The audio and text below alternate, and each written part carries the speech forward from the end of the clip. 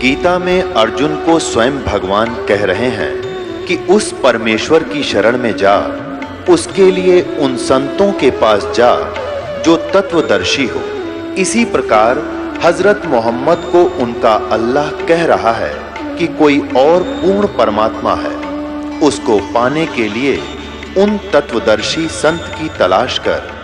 वो प्रभु कौन है, ये जानने के लिए कृपया अवश्य सुनिए जगत गुरु तत्वदर्शी संत रामपाल जी महाराज के अमृत वचन। सत्यार प्रकाश इसने लिख दिया सन 1875 में, और वेदों का अनुवाद शुरू किया इसने उसके बाद में। तो इसने जैसा भी दंत कथा लोगों से सुनी हुई थी, वेद व्याद इसने आवन ही थे वेद के से, इसको नहीं पता था वेदों का बिल्कुल भी। अगर पता होता तो इसी उल्ट व्याख्या नहीं करता। तो इसने सत्यार प्रकाश पहले लिखकर समाज में भेज दिया, और उसको कई वर्षों से लोग पढ़ रहे थे। उसके बाद इसने इनका यजुर्वेद का अनुवाद बाद में किया।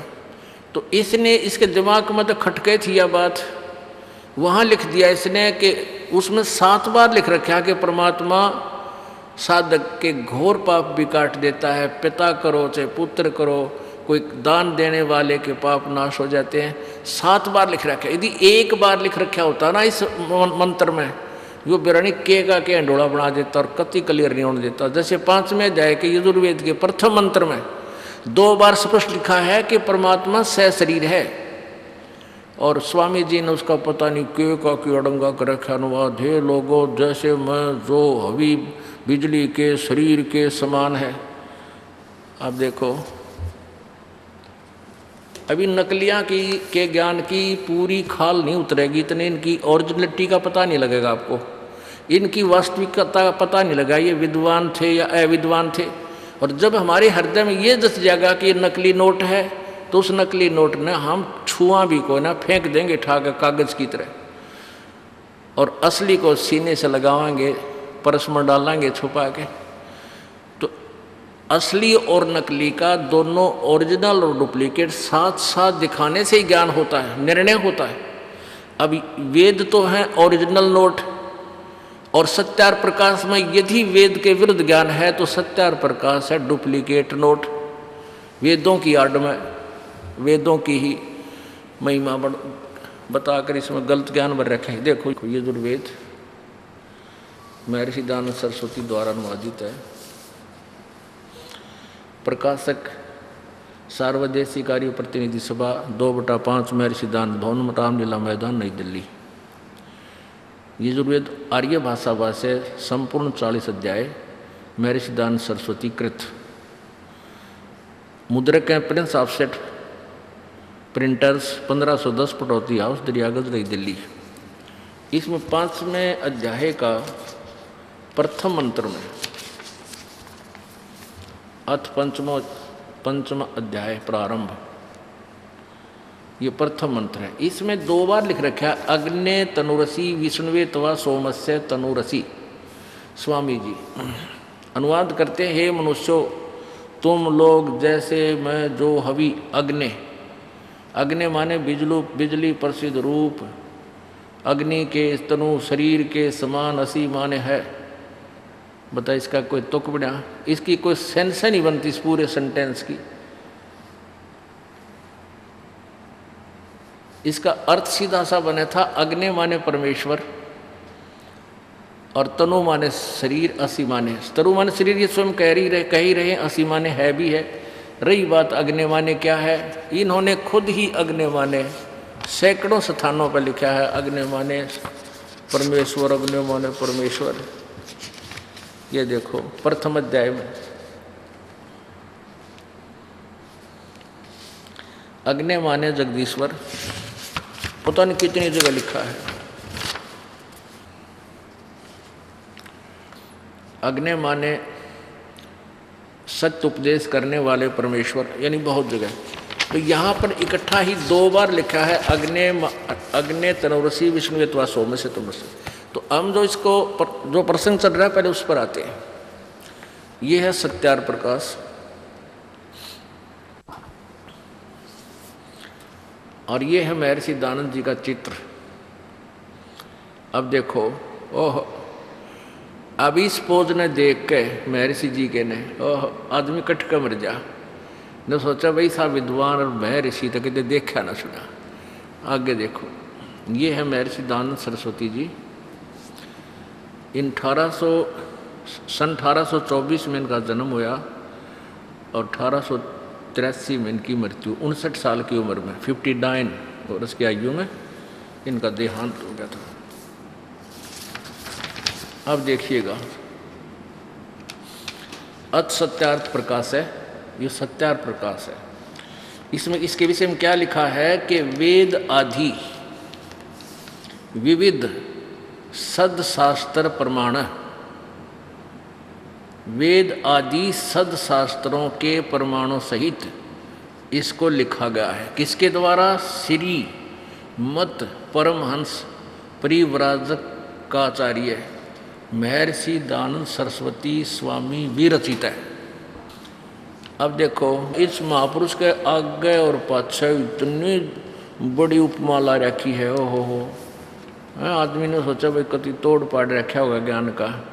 प्रकाशक है वैदिक यति मंडल, दयानंद मठ, दीनानगर, पंजाब। और ये कहाँ से छपा है? ये कहाँ से छपा है? स्वामी ओमानंद सरस्वती के सहयोग से प्रचारार्थ लागत से भी कम मूल्य 25 रुपये। मुद्रक आचार्य प्रिंटिंग प्रेस, दयानंद मठ, गोहाना मार्ग, रोहतक से ये प्रकाशित छपा है, मुद्रित है। ये है सप्तम समोल्लास यानी 7वां समोल्लास।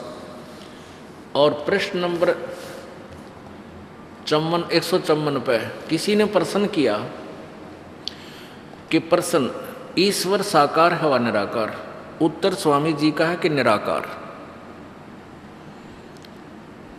आगे अपने आत्मा इस 154 पे तो कह रहा है निराकार, और 154 पे स्वयं ही साकार सिद्ध कर रहा है।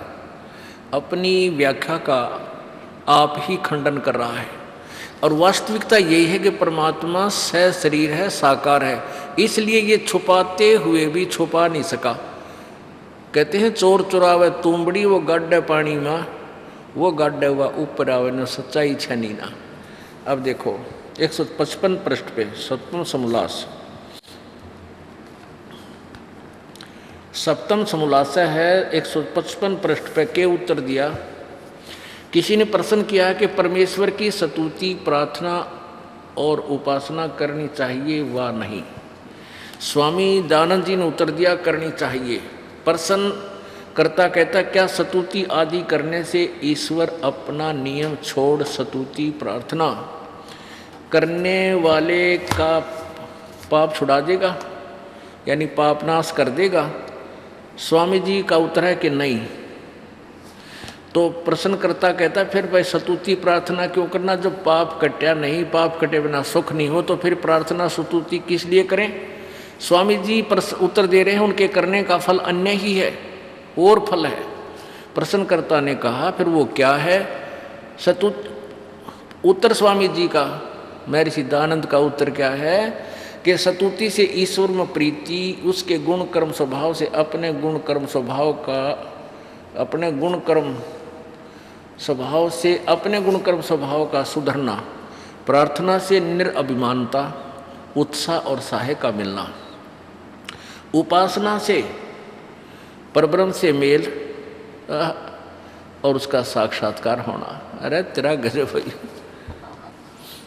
और ये महर्षि की पदवी पा रहा है महापुरुष, महर्षि, वो तेरा गजब। अब 154 पृष्ठ पर निराकार बता रहा है, और यहाँ कहता है कि साधना करणतः साधक के पाप नाश भगवान नहीं करता। पाप साधना से पाप नाश नहीं होते, और लाभ होता है। क्या होता है कि परमात्मा का साक्षात्कार हो जाना और परब्रह्म से मेल। अब इसका क्या विधान है? इसके 4 विधान हैं।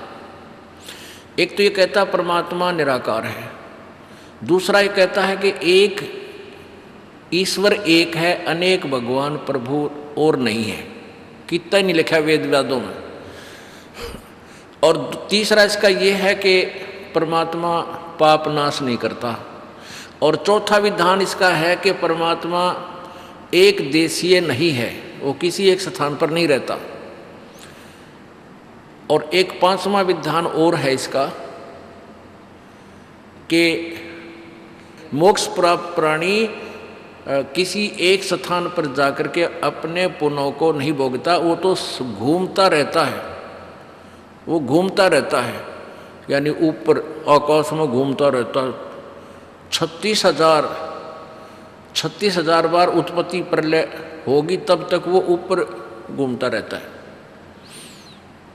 और फिर उसका जन्म होता है। अच्छा, फिर इसका सिद्धांत एक है कि जन्म मृत्यु समाप्त नहीं होती, महर्षि दयानंद जी का विधान है। ये 6 विधान है और सारे उल्टे। अब सबका खंडन, इन 3-4 का खंडन था, इसी एक स्टेटमेंट तो हो जाएगा। देखिए, सप्तम समोल्लास के प्रारंभ में ही स्वामी जी से किसी ने प्रश्न किया है। ये 7वां समोल्लास, 7वां अध्याय समोल्लास प्रारंभ होता है। किसी ने प्रश्न किया कि वेद में, अब प्रश्नकर्ता सही बोल रहा है कि वेद में ईश्वर अनेक हैं, इस बात को तुम मानते हो वा नहीं? उत्तर स्वामी जी दयानंद जी कहते नहीं मानते, क्योंकि चारों वेदों में कहीं यह नहीं लिखा जिससे अनेक ईश्वर सिद्ध हों, किंतु यह तो लिखा है कि ईश्वर एक है।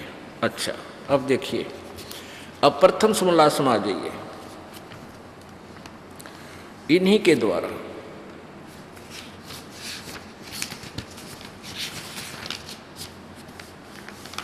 ये प्रथम समोल्लास देखिए, ये प्रथम समोल्लास पृष्ठ 15 पे क्या कहते हैं स्वामी जी? सबसे बड़ा होने से ईश्वर का नाम ब्रह्म है। अब इन्हीं के शब्दों में ब्रह्म कहें चाहे ईश्वर कहें, ब्रह्म कहो चाहे ईश्वर कहो, सबसे बड़ा होने से ईश्वर का नाम ब्रह्म है, यानी ईश्वर को ब्रह्म भी कहते हैं इन्हीं के शब्दों में। फिर 7वें समोल्लास में आइए। अब प्रश्नकर्ता कहता है कि वेद में ईश्वर यानी ब्रह्म अनेक हैं। अब ईश्वर कहते ब्रह्म इन्हीं के शब्दों में। प्रश्नकर्ता कहता है वेद में ईश्वर अनेक हैं, इस बात को ब्रह्म, हम ब्रह्म बोले, अब ब्रह्म अनेक हैं, इस बात को तुम मानते हुआ नहीं? स्वामी जी कहते हैं नहीं मानते, क्योंकि चारों वेदों में कहीं यह नहीं लिखा जिससे अनेक ब्रह्म सिद्ध हों। अब चाहे ईश्वर कहें या ब्रह्म, दयानंद जी कहते हैं नहीं मानते, क्योंकि चारों वेदों में कहीं यह नहीं लिखा कि जिससे अनेक ब्रह्म सिद्ध हों, ईश्वर कहो चाहे ब्रह्म कहो, किंतु यह तो लिखा है कि ब्रह्म एक है, ईश्वर एक है, ब्रह्म एक है। अब आइए इस ये 151 पृष्ठ पे और 155 आपने पढ़ा अभी, तो इसमें कहा कि पाप नाश तो होते नहीं, पाप तो नहीं छुड़वाता भगवान, स्तुति से पाप नाश नहीं होते, उससे और फल है। वो क्या है कि उपासना से परब्रह्म से मेल, उपासना से परब्रह्म से मेल और उसका साक्षात्कार होना। अरे ब्रह्म, एक परब्रह्म, जैसे एक दादा एक परदादा, परदादा शब्द दो दादाजियों का बोध करा रहा है, ऐसे ही परब्रह्म दो ब्रह्म का मेल बोध करा रहा है। एक ब्रह्म, एक परब्रह्म, यानी इस ब्रह्म से नेक्स्ट और ब्रह्म, और उसका साक्षात्कार हो जाना, परब्रह्म से मेल और परब्रह्म का साक्षात्कार हो जाना। अरे वाह, अब पढ़ लिए इस महर्षि के विचार, तेरा गजब, बालक भी ना लिख सकता ये बातें। एक तरफ तो कह रहा कि कहीं ये नहीं लिखा कि जिससे अनेक ब्रह्म सिद्ध हों, और स्वयं दो ब्रह्म सिद्ध कर रहा परब्रह्म शब्द ही नहीं बोलना चाहिए था। अपने आत्माओं, एक तो थोड़ी ना आप पर खंडन कर लिया, अपने स्टेटमेंट को आप पर कट ऑफ कर दिया, निराकार वाली और अनेक ब्रह्म नहीं है। अब रही बात पाप नाश करण की, एक मोटी सी बात है। पहले तो मानव समाज ने इतना जोर दिया नहीं था इस अध्यात्म ज्ञान की ओर। इन नकली ऋषि में ऋषियों को फाइनल मान के इनकी स्टेटमेंट पर आधारित हो गया। अब हम खूब अच्छी तरह समझेंगे, क्योंकि ये ज्ञान हो जाएगा कि मनुष्य जीवन केवल परमात्मा पाने के लिए ही मिला है, और अन्य कर्म तो जैसे पशु पक्षी भी अपने बच्चों का प्रजनन करते हैं, उनका परवरिश भी करते हैं, उनमें मोह ममता भी है। तो यदि हम साधना नहीं करते हैं तो पशु तुल्य ही कर्म प्राणी, अन्य प्राणियों जैसे कर्म हमारे हैं। लेकिन मनुष्य शरीर कुछ इसमें अलग से दिया है परमात्मा ने, इसके कर्म भी न्यारे हैं। एक प्रश्नकर्ता कितना बुद्धिमान है। प्रश्नकर्ता ने प्रश्न किया कि क्या साधना स्तुति करने से भगवान पाप नाश कर देगा, छुड़वा देगा? स्वामी जी कहता नहीं। तो प्रश्नकर्ता ही कह रहा है कि फिर साधना की आवश्यकता क्या रहेगी, फिर किस लिए भक्ति करें? अरे ये स्वामी जी नकली कहे है, उससे और लाभ हो जाएंगे। अब जैसे कोई औषधि, किसी ने बोर्ड लगा रखा है बहुत लंबा चौड़ा वैद्य का, और कोई उससे पूछे, वैद्य के बोर्ड लगाए बैठा है जो व्यक्ति, उससे कोई पूछे क्या औषधि से रोग नाश हो जाएगा, क्या औषधि रोग छुड़वा देगी? और वो उत्तर देवे कि नहीं, औषधि से रोग नाश नहीं होता। तो ये तो एक स्वाभाविक बात है कि प्रश्नकर्ता यूँ कहेगा फिर औषधि का फायदा क्या खाने का? और वो उत्तर दे कि औषधि खाने से पहलवान बन जाएगा। तो क्या वो वैद्य है? वो तो नकली आदमी, कति डुप्लीकेट स्पष्ट। जैसे साबुन के गुणों में लिखा है, साबुन के गुणों में लिखा है कि साबुन कपड़े का मैल छुड़वा देता है, मैल नाश कर देता है। और कोई बोर्ड लगाए बैठा हो साबुन का थोक विक्रेता, और उससे कोई पूछे क्या साबुन कपड़े का मैल काट छुड़वा देगा, और वो काट के गुटके बेचने या नकली साबुन के स्थान पर, यानी डुप्लीकेट आदमी हो सके जो 2 नंबर का काम करता हो, या कति फिर नशे में टुन बैठा है जिसने इतनी सोची भी कोई ना साबुन कपड़े का नाश मैल नाश नहीं कर सकता। तो वो उत्तर देवे कि नहीं, साबुन से कपड़े के मैल नाश, साबुन कपड़े का मैल नहीं छुड़वा सकता। उससे और लाभ होता है क्या कि साबुन कपड़े को मजबूत कर देता है। तो उस पीरियड ने पता है क्या का, वो तो नकली दुष्ट इंसान है। तो यही दशा इस महर्षि दयानंद के ज्ञान की है, अध्यात्म ज्ञान की। अब आपको दिखाते हैं, वेदों में परमात्मा के गुण लिखे, इस पवित्र वेद में परमात्मा के गुण लिखे इसके अंदर, और परमात्मा के गुणों में लिखा है कि परमात्मा परमेश्वर पूर्ण ब्रह्म सत्य भक्ति करने वाले के घोर पाप का विनाश कर सकता है। ये देखिएगा, महर्षि दयानंद सरस्वती इसके अनुवादक हैं। वेदों के राइटर नहीं है ये, वेदों के अनुवाद करता है। जैसे गीता जी तो ब्रह्म द्वारा बोली गई है श्री कृष्ण जी में प्रवेश करके, ऐसे ही वेद ज्ञान भी ब्रह्म द्वारा दिया गया है।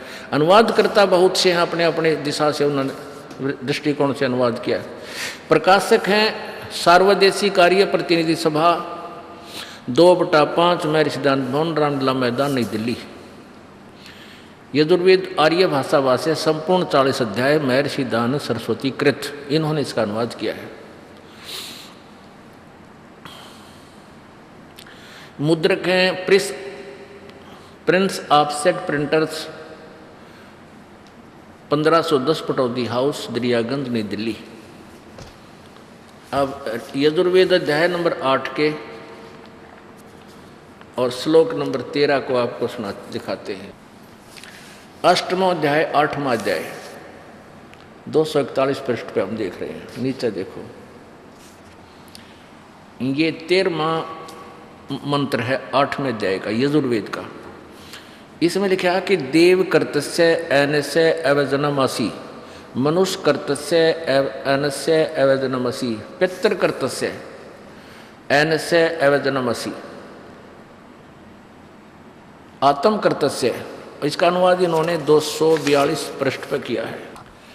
अब यहाँ इसने थोड़ी सी पूरी गड़बड़ कर दी।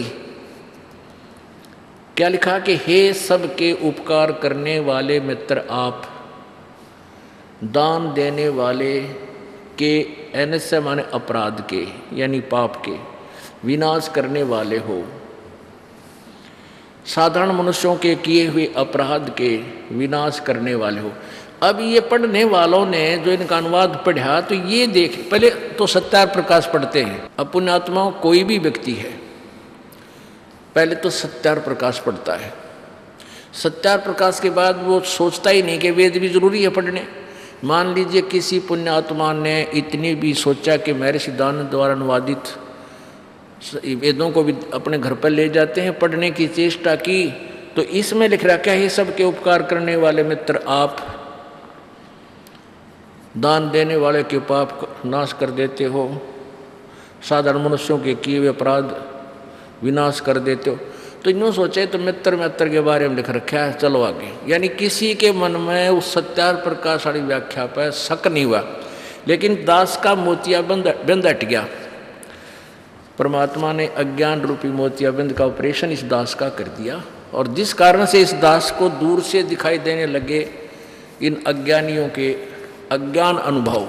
ये देखिएगा सत्यार प्रकाश में, ये सत्यार प्रकाश महर्षि दयानंद सरस्वती कृत वही है, नो का नो।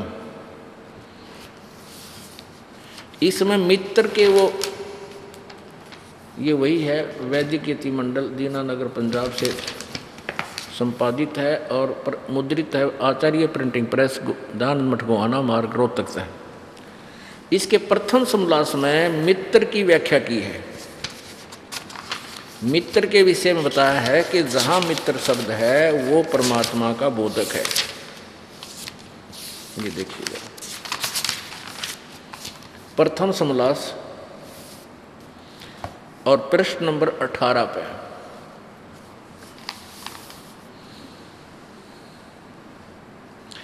ये मित्र के नाम पर, मित्र के विषय में जानकारी दे रहा है।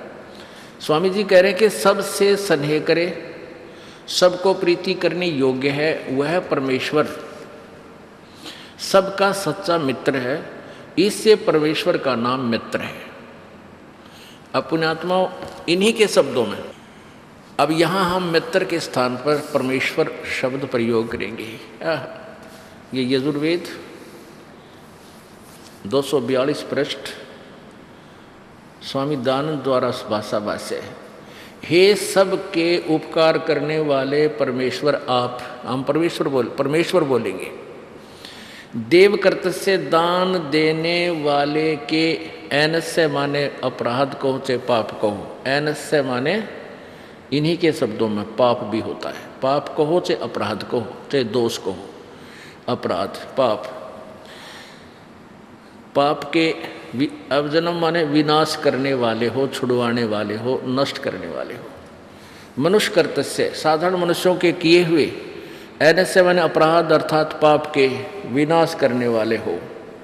पितृ कर्तस्य पिता के किए हुए, ऐनस्य माने अपराध के, इन्होंने विरोध आचरण लिखा है। अवजन्म माने अच्छे प्रकार हरने वाले हो।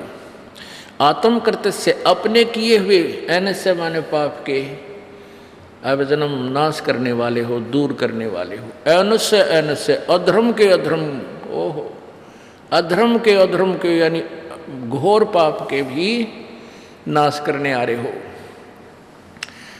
जानता हुआ मैं जो कुछ भी अधर्म आचरण किया करता हुआ करूं, अनजान मैं जो कुछ भी किया करता हुआ करूं, उस सब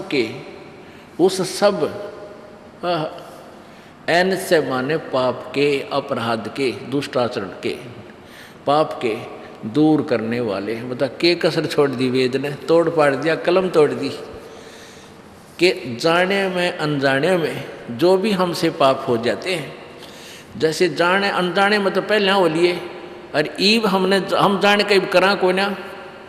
अब जैसे कुछ ऐसे पाप हैं जाने में ला ले, जैसे हमने पोछा लगाते हैं सुबह सुबह बहन बेटियां, तो उस पोछा लगाने में करोड़ों जीव मरते हैं। यदि हमारे पास सच साधना नहीं है तो वो पाप तो नारे डिपॉजिट हो रहे हैं।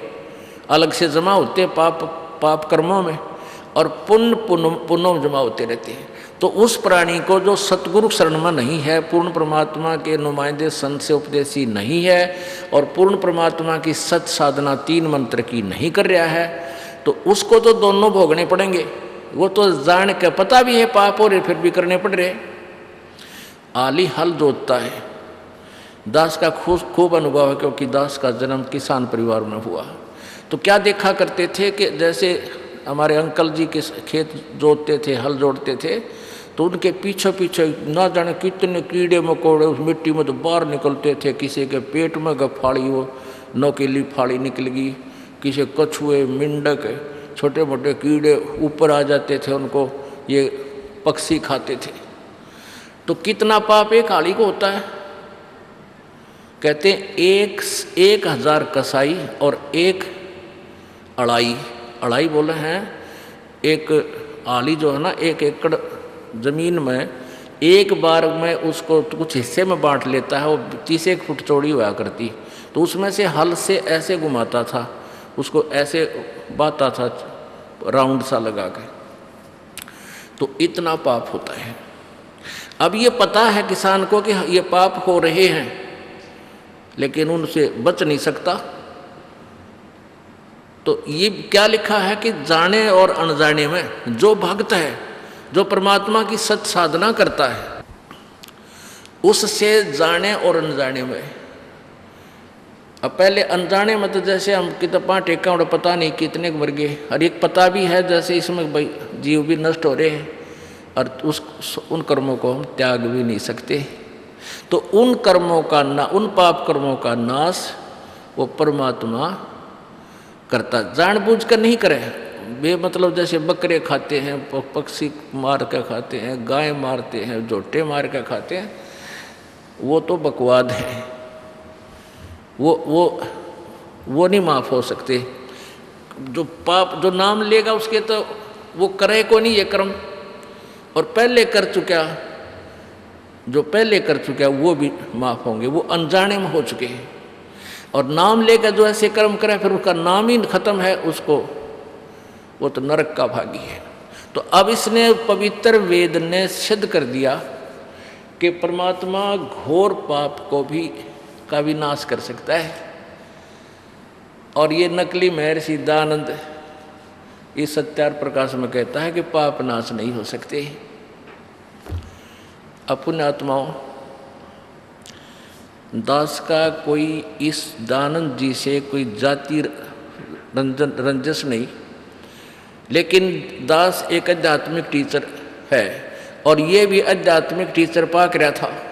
अब टीचर की व्याख्या को टीचर ही बता सकता है, ये अकॉर्डिंग टू सिलेबस है या गलत सट्टे मार रखे। यदि टीचर की बात पर विश्वास ना हो तो सिलेबस पढ़ ले।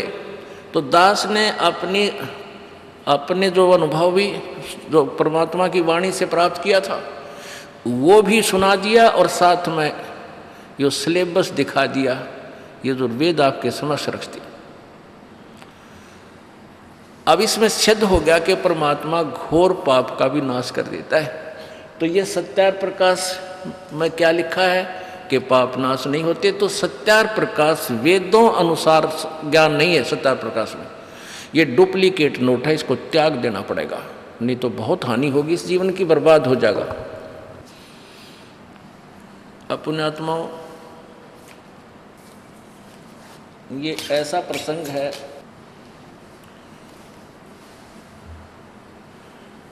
कि जब तक हम स्वयं परमात्मा के विधान से परिचित नहीं होंगे तो हमें विश्वास दृढ़ नहीं हो सकता, और जब तक हमें दृढ़ विश्वास नहीं होगा हम उस काम को सिरे नहीं चढ़ा सकते।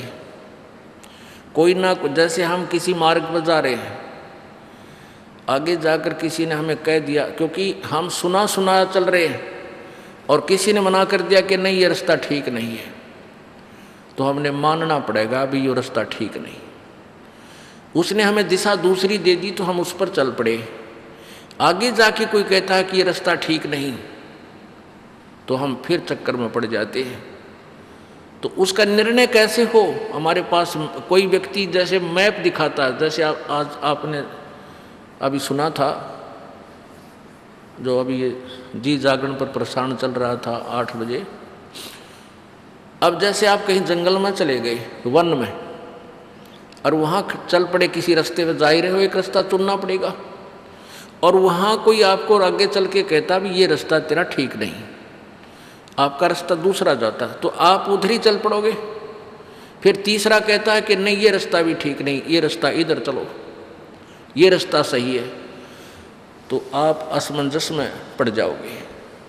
उसका निर्णय कैसे होगा कि मैप आपके पास हो, वो मानचित्र हो, और मानचित्र के आधार से फिर आपको कोई बताए कि देखो भाई यहाँ तू खड़ा है, ये तेरा घर का रास्ता ये वाला है, रास्ते में ये शहर आ रहे हैं, तो फिर आप उस पर निर्भय होकर चल पड़ोगे, किसी की नहीं मानोगे। आपने खुद आंखों देख लिया मैप। तो ये सदग्रंथ जो हैं ये परमात्मा का विधान है, इसी के अनुसार हमने चलना चाहिए, किसी की दंत कथा पर विश्वास नहीं करना चाहिए। गीता जी अध्याय नंबर 16 के श्लोक नंबर 23 में कहा कि अर्जुन जो शास्त्र विधि को त्याग कर मनमाना आचरण करते हैं, मनमानी पूजा साधनाएं करते हैं, उनको न सुख होता है, न सिद्धि होती है, कोई कार्य सिद्धि प्राप्त होती है, न उनकी कोई गति होती है। गीता जी अध्याय नंबर 16 के श्लोक नंबर 24 में बताया है कि इससे तेरे लिए कर्तव्य और अकर्तव्य की दृष्टिकोण से शास्त्र ही प्रमाण है, किसी की दंत कथा को मत मानना। तूने कौन से कर्म करने चाहिए और कौन से भक्ति कर्म नहीं करने चाहिए, उसके लिए सदग्रंथों का ही को प्रमाण मानना, किसी की बातों में विश्वास मत करना। जो संत शास्त्र अनुकूल साधना बताता है उसी के वचनों को स्वीकार करना, उसके द्वारा उससे ही ज्ञान ग्रहण करना और मंत्र ग्रहण करना। अपने आत्मा एक बहुत बड़ा विषय है ये, इस अज्ञान को सुलझाने के लिए। लेकिन अब ये सुलझ गया, अब ये ऐसा सुलझेगा कि फिर कभी उलझेगा नहीं इस कलयुग। परमेश्वर कबीर जी अपनी अमृतवाणी में कहते हैं, और ज्ञान सब ज्ञानड़ी, ये कबीर ज्ञान सो ज्ञान, जैसे घोड़ा तोब का अब करता चले मैदान। कि और ज्ञान सब ज्ञानड़ी, जैसे लाल और लालड़ी, लालड़ी तो 20 रुपये की 100 रुपये की बिना होती, और लाल 9 करोड़ रुपए का कीमत रखता है। तो परमात्मा कबीर जी अपनी महिमा आप ही बताते हैं कि और ज्ञान सब ज्ञानड़ी, ये कबीर ज्ञान सो ज्ञान, और जैसे घोड़ा तोब का करता चले मैदान। फिर परमात्मा बताते हैं, नौमन सूत उलझिया, ऋषि रहे झकमार, और सतगुरु ऐसा सुलझा दे उलझे ना दूजी बार। 1 किलो सूत उलझ जाना, हमने देखा हमारी मार दादी ताई का क्या करती, सूत को ऐसे उसमें डाल और फिर उसको सुलझाने लग जाती, तो वो उलझ पुलझ हो गए, और टूटने का डर, टूटना नहीं चाहिए, फिर इसमें गांठ पड़ जाएगी। वो सुलझाने में एक होता था वो गोला सा, उस संदोग जो है ना सारा दिन लग जाता उनको सुलझाने में। परमात्मा कहते हैं कि इस काल भगवान के नकली संतों, ऋषियों, गुरुओं और मैं ऋषियों ने ये तत्व ज्ञान को बिगाड़ दिया, शास्त्रों को ज्ञान को बर्बाद कर दिया, 9 सूत उलझा दिया, और ऋषि रहे झकमार। इन ऋषियों को भी रास्ता नहीं मिला, ज्ञान प्राप्त नहीं हुआ, और सतगुरु ऐसा सुलझा दे उलझे न दूजी बार। अब ये ऐसा ज्ञान निखर जाएगा जैसे शुद्ध, जैसे देसी अपने स्वदेशी घी को, भैंस के गाय को घी को, और अच्छी तरह गर्म करके निथार कर उसको और दूसरे पात्र में डाल दिया, तो 20 वर्ष रखा रहो, खराब ना हुआ।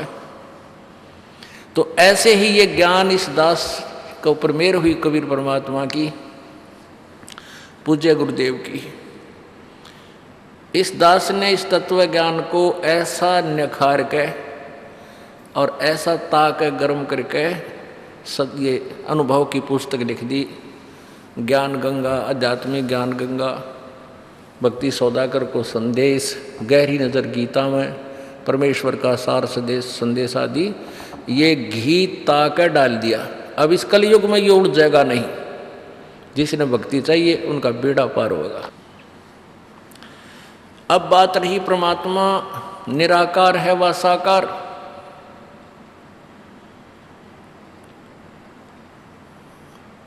और परमात्मा की प्राप्ति कैसे होती है? परमात्मा की प्राप्ति बहुत ही आसान है। यदि इस पृथ्वी पर कोई सबसे आसान कार्य है तो परमात्मा की प्राप्ति है, सबसे आसान। पुण्यात्माओं, परमात्मा के पाने के लिए ऋषि महर्षि तो अज्ञान आधार से वो ट्राई की, उन्होंने प्रयत्न किया, हठ योग किया, जंगल में जाके घर त्याग गए, कई वर्षों तक बैठे रहे, हठ योग किया।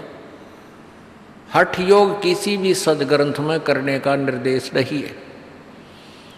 जो सदग्रंथ है, दंत कथाओं के आधार पर कोई किसी ने कैसे कुछ बना लिए वो बात अलग है, वो कुछ भी बनाए रखे।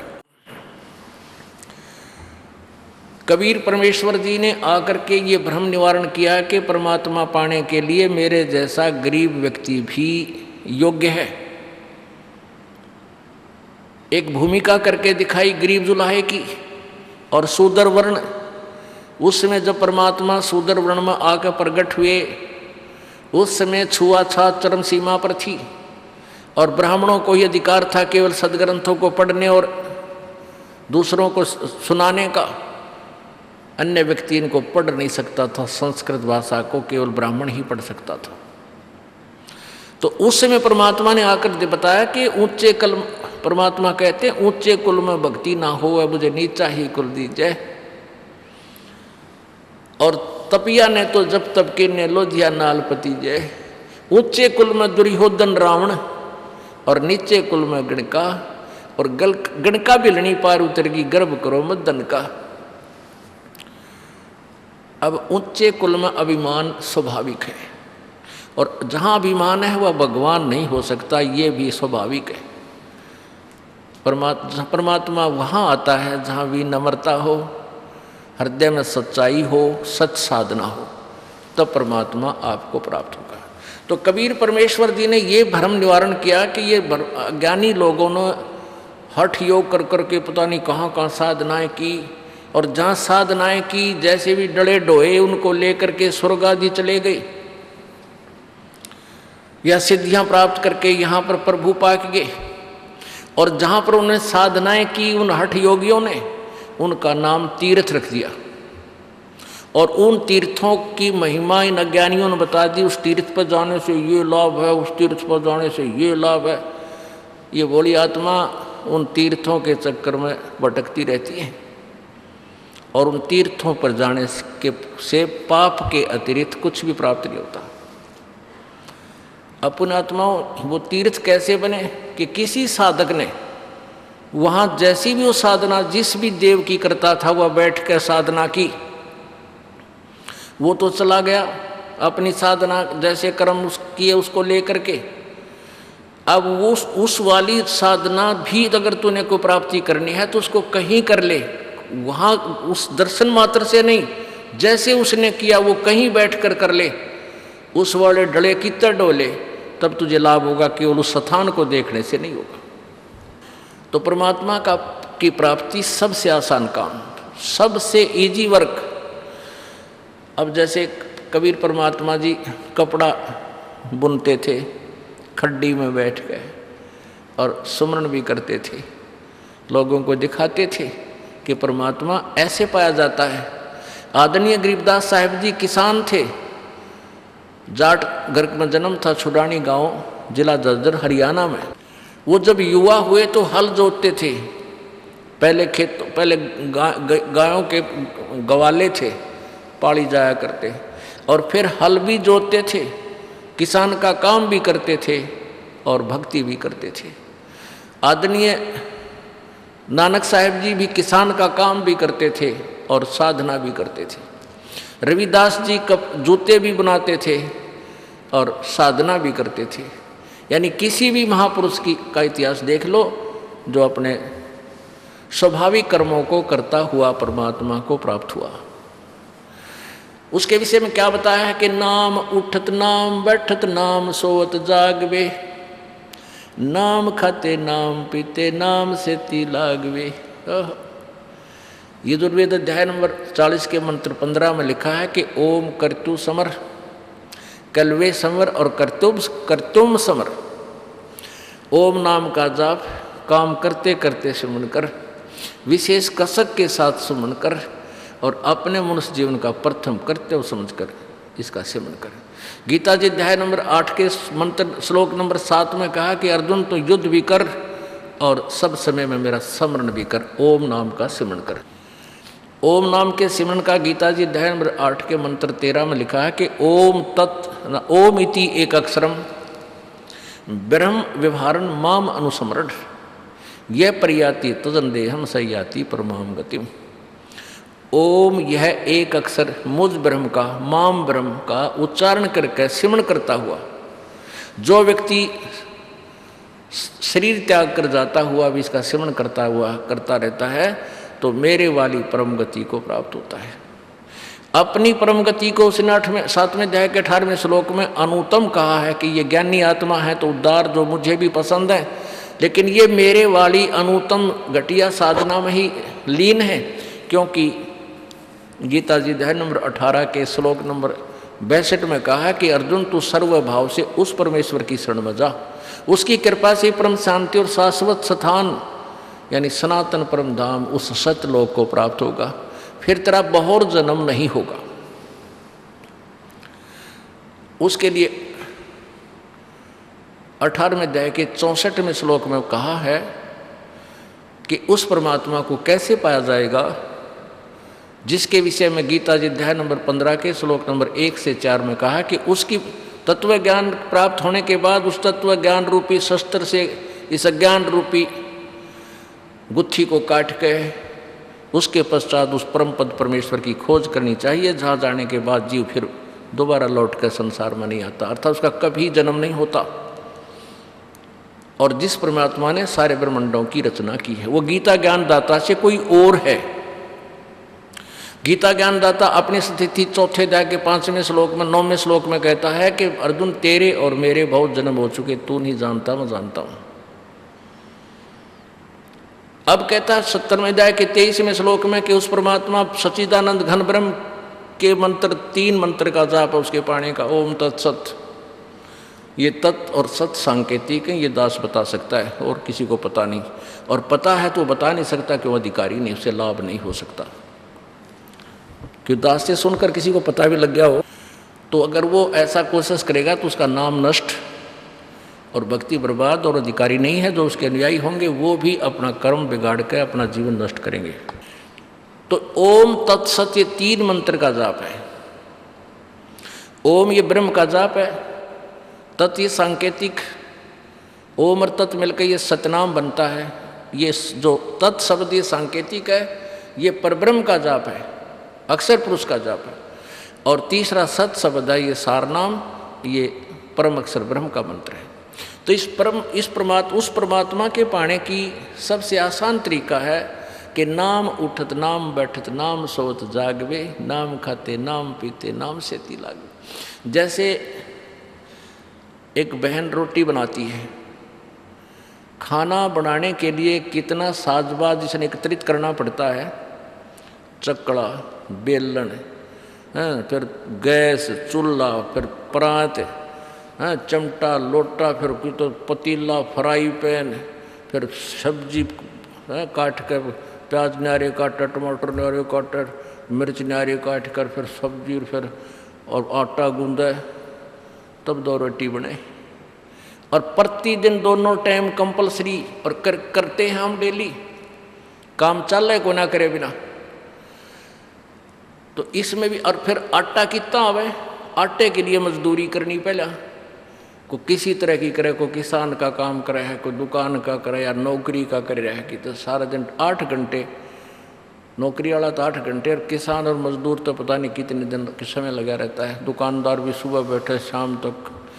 तो जब जाकर आटा मिल है, वो नमक मसाला मिल है, और फिर उसको बनाने में कितना समय, और हम डेली करते हैं। और परमात्मा पाने में कुछ भी ना करना, नाम उठत नाम बैठत, लोट के बैठ के चलते फिरते सुमरना तक करना जो गुरु जी ने दे दिया, और वो भी ना करेंगे फिर मार्ग कैसे, नालायक नहीं। तो इस मंत्र की कमाई से परमात्मा प्राप्ति होगी। अब कैसे होगी? जैसे आप यहाँ आते हो, आपसे प्रथम मंत्र दिया जाता है। प्रथम मंत्र हमें यहाँ तक क्लियर करेगा। हमारी इस शरीर के अंदर कमल बने हुए हैं, रीढ़ की हड्डी के अंदर की तरफ, बैकबोन के इंटरनल साइड में, बैकबोन के बीच में हमारे एक ऐसी अंदर की तरफ आंतड़ी सी बनी हुई है, जैसे ये हाथ की रेखाएं ऐसी होती है ना, गोल गोल सी उंगलियां की ऐसी, और उनके अंदर ऐसी आकृति है जैसे कमल के फूल, कमल के पत्ते होते हैं, बहुत बिल्कुल छोटे से। तो इस तरह अंदर हमारे शरीर में कमल बने हुए हैं। मूल कमल जो रीढ़ की हड्डी अंदर की तरफ नीचे समाप्त होती है, उसके अंदर की तरफ 2 उंगल ऊपर उसके एंड से मूल कमल है, उसमें गणेश जी का वास है और गणेश जी का एक जाप है। वे दास आपको प्रथम मंत्र में देते हैं। उसके बाद फिर स्वाद चक्र है, ब्रह्मा सावित्री का वास है, उसका भी जाप आपको दिया जाता है। फिर नाभि कमल में विष्णु और लक्ष्मी जी का निवास है, उसका भी एक मंत्र दिया जाता है। हृदय कमल के अंदर ब्रह्मा पार्वती और शिव का वास है, उसका भी आपको एक मंत्र दिया जाता है। कंठ कमल में, यहाँ नहीं, इसके बैक में, जहाँ रीढ़ की हड्डी थोड़ी सी बैंड होती है, रीढ़ की हड्डी जो ऊपर आके ये थोड़ी सी बैंड होती है गर्दन के पास, इस बैंड से पहले अंदर की तरफ इसका कुछ हिस्सा चौड़ा है। यहाँ पर दुर्गा का कमल है जो 16 पंखड़ियों का है। कमल की पंखड़ी जैसे इसका आंतड़ी सी बनी, छोटी छोटी बिल्कुल बारीक सी।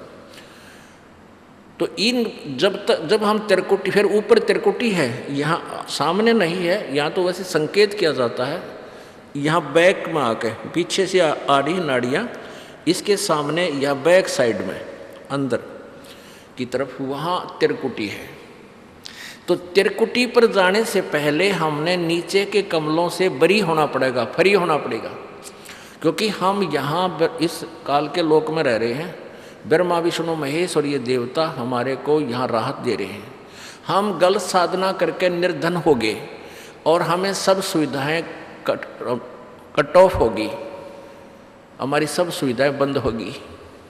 अब जैसे आप विदेश गए हो और फैक्ट्री ला ली, आप यहीं समझ लो आपने कोई फैक्ट्री लगा ली, फैक्ट्री में लाभ होया को नहीं, तो आपका टेलीफोन कनेक्शन कट गया क्योंकि बिल नहीं भरे, आपका जो है ना बिजली का कनेक्शन कट गया क्योंकि आप बिल नहीं भर पाए, ऐसे पानी का कनेक्शन कट गया, और भी जो भी सुविधा प्राप्त थी वो सब आपकी जो है ना कट ऑफ होगी। तो आप दोनों निर्धन हो गए। तो कोई ऐसा प्रभावशाली व्यक्ति आपको मिला है और वो उन महकमों को का गारंटर बने आपकी सब सुविधाएं चालू करावे और फिर आपसे कहे भी आप इनका बिल भरो कमाई करके। तो ऐसे ये दास आपका गारंटर बन गया और ब्रह्मा विष्णु महेश इन देवताओं से आपका कह करके आपका काम चालू करा दिया। जैसे सरकार गरीब आदमियों को सब्सिडी भी दे देती है, अभी ईब तू आगे अपना धंधा खुद कर ले, पाया पर खड़ा हो, काफ़ी राहत दे देती। ऐसे ही परमात्मा आपको सब्सिडी देगा प्रारंभ में। तो वो सब फिर आपने इस मंत्र की कमाई की मजदूरी करनी है। इन भगवान इन देवताओं की पूजा नहीं है ये, या तो मजदूरी है और मजबूरी है। इनकी एक नाम की कमाई करके फिर आप इनका जो हमारे ऊपर ऋण है वो ऋण दे देंगे, ये हमें यहाँ से बरी कर देंगे।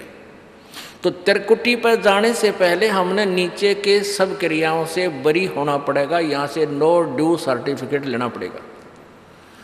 और ये राधा स्वामी पंथ वाले क्या कहते हैं, हमारे गुरुजी कहते हैं हमने नीचे का कोई लेन देन नहीं है, हमारा मार्ग तो त्रिकुटी से प्रारंभ होता, हम सीधे त्रिकुटी से जाएंगे। त्रिकुटी को बरवाड़ा का बस स्टैंड नहीं कोई जाके वहाँ कोई जा खड़ा हुआ है रिक्शा में या वैसे पैदल, बालका खेल बना रखा है, त्रिकुटी ने देखा भी नहीं है। त्रिकुटी तो इंटरनेशनल एयरपोर्ट है, अंतर्राष्ट्रीय हवाई अड्डा। वहाँ जाने से पहले सारा टारगेट बनाना पड़ता है, वीज़ा लेना पड़ता है, वहाँ का पासपोर्ट बनवाना पड़ता है, और वहाँ की सरकार से वापस आने के लिए, स्वदेश आने के लिए नो ड्यू सर्टिफिकेट लेना पड़ता है। और फिर त्रिकुटी यानी इंटरनेशनल एयरपोर्ट पर जाते हैं। इंटरनेशनल एयरपोर्ट यानी त्रिकुटी पर पहुँचने के बाद ये सतनाम की कमाई, सतनाम 2 मंत्र का है, इसमें एक ओम मंत्र है और दूसरा तत्संकेतिक है, जिसको सतनाम प्राप्त है उसको पता है। तो ओम मंत्र के जाप की कमाई हम इस ब्रह्म को छोड़ देंगे, क्योंकि ये इसकी मजदूरी है, इसके नाम की कमाई है। ये स्वयं भी कहता है गीता जी अध्याय नंबर 18 के श्लोक नंबर 62 में कि ये कहता है कि हे अर्जुन, सर्व भाव से तू उस परमेश्वर की शरण में जा और उसकी कृपा से तो परम शांति और सनातन परम धाम को प्राप्त होगा। उसकी शरण में जाने के लिए क्या तरीका अपनाना है? 18वें अध्याय के 66वें श्लोक में सर्वधर्मान परित्यज्य माम, मेरे सतर की सभी धार्मिक कर्म, मेरे सतर के सभी धार्मिक कर्मों की कमाई मुझ में परित्यज माम, मुझ में छोड़, और एकम शरणम व्रज, एकम माने जिसके बराबर दूसरा ना हो, अद्वितीय सर्वशक्तिमान समर्थ उस परम परमेश्वर परमात्मा की, उस परम अक्षर ब्रह्म की शरण में व्रज माने जा।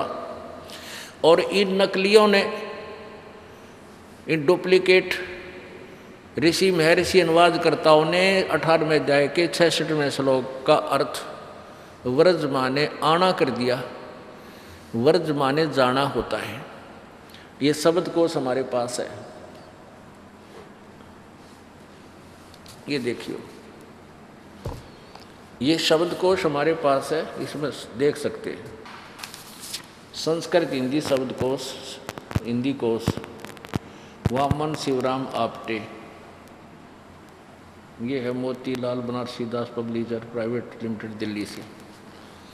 इसके 993 पृष्ठ पे वर्ज, वर्ज माने जाना, चलना, प्रगति करना, विदा होना आदि, निर्वासित होना, संसारिक वासनाओं को छोड़ देना, यानी चला जाना, छोड़ देना, यहाँ से चला जाना। और इन सभी ने क्या कर रखा है? आना कर रखा है। 1-2 एग्जाम्पल दिखाता हूँ आपको।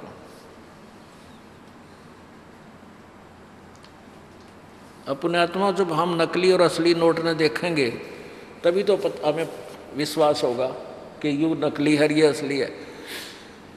एक बहन ने PhD कर रखी है Sanskrit, MA in Sanskrit and Shastri, और PhD कर रखी उस लड़की ने, उपदेश लिया उस बेटी ने, हिसार से रहने वाली है। तो उसने कहा जी जो अनुवाद आपने किया ये तो अद्वितीय है, कभी बुद्धि ही नहीं गई किसी की यहाँ ऐसे, और बिल्कुल व्रज माने जाना ही होता है। अब उस बेटी की शादी होगी एक ऐसे ही PhD संस्कृत आए थे, उसको अपने पति से उसने बताया तो वो मान के राजी नहीं, क्योंकि पढ़ा लिखा भी स्वयं में संस्कृत, PhD संस्कृत में। तो उसने कहा कि उस बेटी ने बताया कि उसने, मेरे पति ने एक और शब्द को और ले रखा किसी का, उसमें व्रज माने जाना भी है और आना भी। गाँव काट दिया रोग। अब गो माने जाना है तो आना क्यों कर हो जाएगा गो का अर्थ। अब उन्होंने व्रज माने आना कैसे बना दी, ये कल बाद की बनी हुई डिक्शनरियों में उन्होंने इस गीता के अनुवाद से ही और नई डिक्शनरी में ये झूठा और शब्द जोड़ दिया। इसी के रेफरेंस को लेकर अनुवादकर्ताओं ने व्रज माने आना लिखा है, तो उसने व्रज का अर्थ आना भी उसी के रेफरेंस दे करके कर दिया। इन्होंने शब्दकोश भी झूठे बना लिए, तो ये कभी नहीं हो सकता। तो वो कहती मैं तो उनको बिल्कुल नहीं मानने को तैयार होगी, तो बिल्कुल हो ही नहीं सकता कि आना और जाना दोनों कैसे हो सकते एक अर्थ एक शब्द के।